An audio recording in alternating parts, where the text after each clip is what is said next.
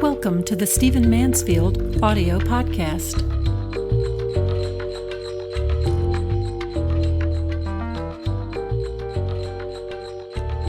I don't think that I have ever started a podcast with a scripture.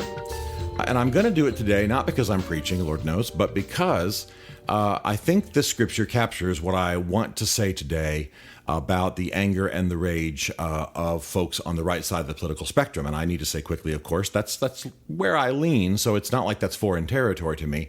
But in the New Testament book of James, chapter 1, verse 19 through 20, in the New International Version, it says, "My dear brothers and sisters, take note of this. Everyone should be quick to listen, slow to speak, and slow to become angry, because human anger does not produce the righteousness that God desires." Now, my point's not to preach, but I want to talk today about anger, rage, and what it's producing, particularly for conservatives. One of the things that's been very, very hard for me to watch in the recent, let's say the last decade, is where people I love and respect, people whose values I largely share, look to the public like they have lost their minds because they are saying such silly things out of their anger. I understand political anger. I am strongly pro-life, and we have a president right now whom I think I've spent a lot of time respecting. But when it comes to the issue of abortion, I don't know that he's heard of an abortion he's not in favor of. That may be overstated, but that's how I feel, and I can get a little angry about that because we're talking about human lives. I understand the idea of political anger. I understand feeling passionately to the point of anger, even rage about social justice or, First Amendment issues, or, I suppose if I was gay, I'd be up in arms. I understand those issues.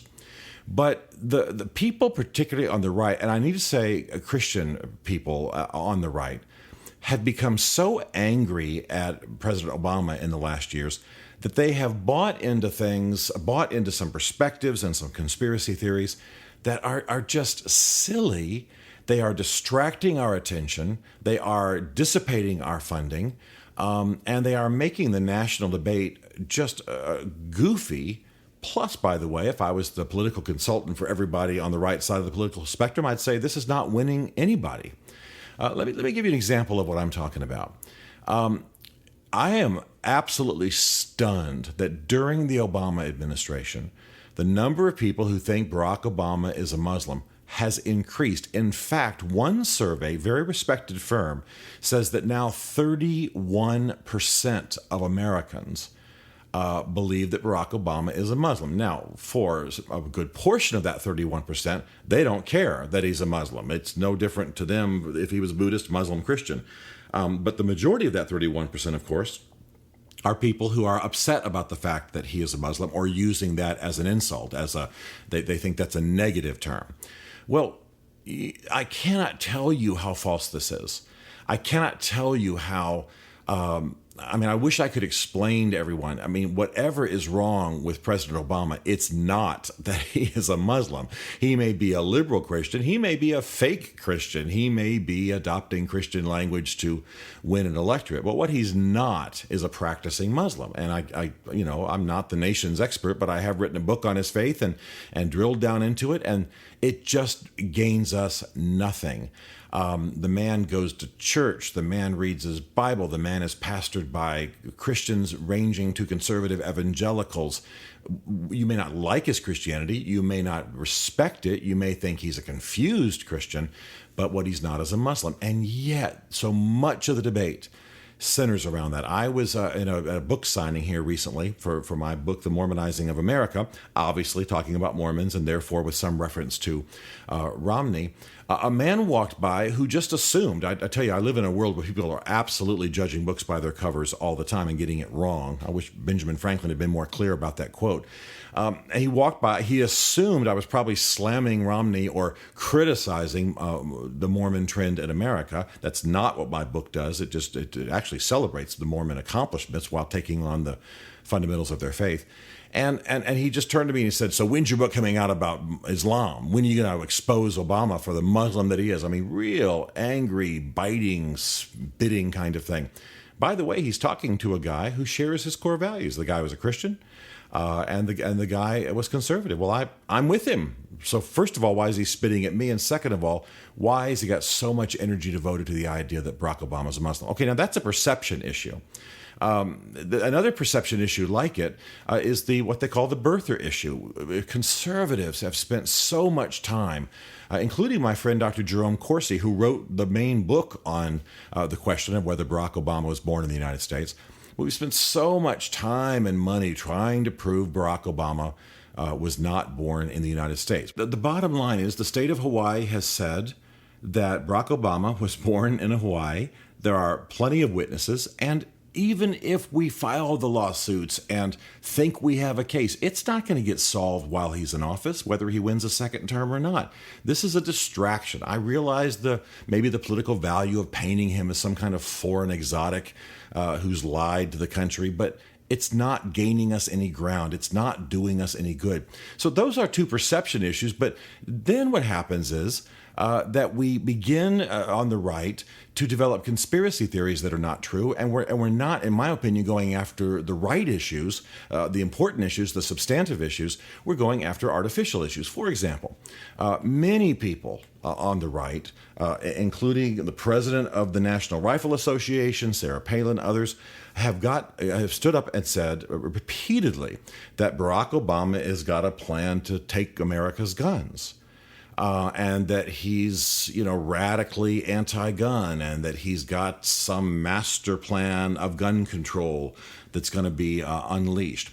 The reality is the Brady Foundation, we all remember the press secretary for Ronald Reagan, Mr. Brady, who was shot when Ronald Reagan, during the assassination attempt on Ronald Reagan. His foundation, in 7 critical areas, has given the Obama administration straight Fs on any kind of effort. Of course, the Brady organization is in favor of gun control and gun restriction and so on.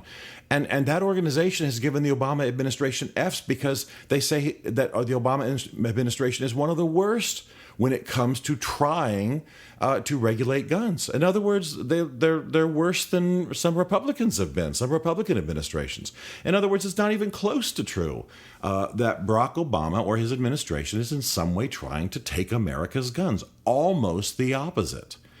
And again, this is not a critical issue. Oh, I understand its value to fundraising, and I understand how fear works in politics, but these are not the substantive issues. And so while we're talking about Barack Obama being a Muslim, and while we're talking about the fact he wasn't born in the United States, which is going to gain us nothing, and while we're raising money maybe for the NRA by talking about how Barack Obama is about to stack up all of our guns in the Oval Office, the reality is, in my view, we're not, particularly from a Christian perspective, talking about the more substantive issues. Again, my lead issue almost all the time is abortion. I mean, every day, several thousand children are killed in America in an abortion. And again, that's dramatically stated, but I believe that these are human beings. Now, there's an issue we should get into. There's an issue we should articulate. There's an issue that we should be confronting him on. Well, you know why we don't do it more? Because a great many Republicans are not pro-life. And so we are not wanting to expose those fault lines. But there's an issue that's substantive. There are other issues like that, some of the privacy issues. I think we should be working across political lines, left and right together, to oppose the intrusion of government into our lives, the information they can have, the ease with which arrests can be made on suspicion of wrongdoing. I mean, it's like science fiction. So I may sound a little inflamed today, but the anger of the right, the rage of the right, good politics, wise policies, and as James wrote, righteousness, the righteousness that God desires, does not come from anger and rage.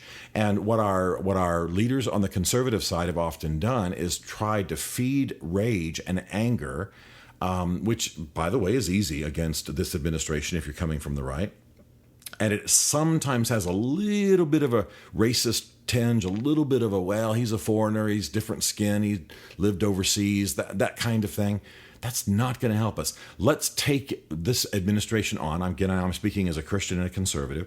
Let's take this administration on about privacy. Let's take this administration on about abortion. Let's take this administration on, about spending and the size of government. Let's take this administration on about its jurisprudence. Some of the Supreme Court rulings, which the Obama administration has supported, have been atrocious, and of course some that they've opposed have been the right views. What I'm trying to say here is, rage and anger do not good politics make. And on the right, we're embarrassing ourselves. We are dissipating energy, money. And for those who live their politics in the presence of God, quite frankly, we're simply telling lies that will eventually be exposed and make us look like empty-headed firebrands. So I rarely do this podcast from my unique political perspective, but today I'm speaking strongly as a Christian and strongly as a guy who's conservative. I'm not sure how Republican I am anymore, but I'm on the conservative side of things, and saying rage, anger, these silly, distracting issues are keeping us from the great ideological battles that we ought to be having in this country. And those battles ought to be had because ultimately that's where the future of the country is hammered out. Whether Barack Obama's a Muslim, a birther, or whether he's got a plan to take our guns, which is just it's almost insane folly.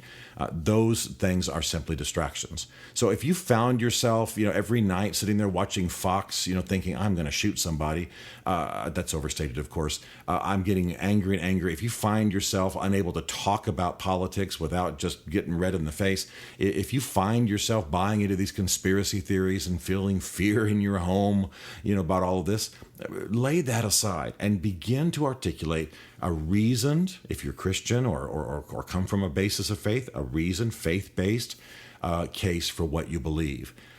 That's the greatness of American politics. That's what will change the country. That's certainly where the conservative movement needs to be, or we're going to fall off the far right end of folly and never win another heart or mind anywhere in this country.